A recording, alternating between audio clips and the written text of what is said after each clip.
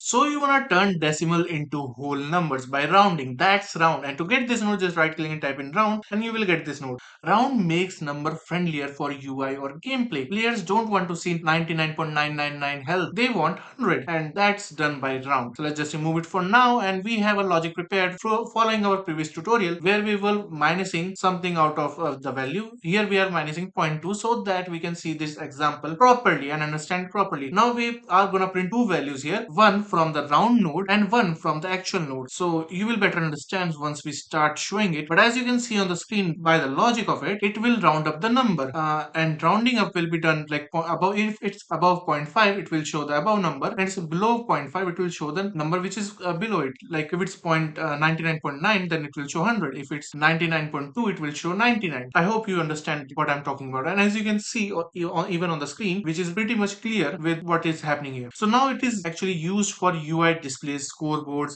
or game mechanic that require clean numbers. Round keep things human readable. And hey, if you like seeing these nodes in action, check out the game I'm building, Reborn the Evil Being. It's all blueprint under the hood, and the demo is free to play on Steam. Hope that helps, and as always, I hope you have a great day, and I'll see you around.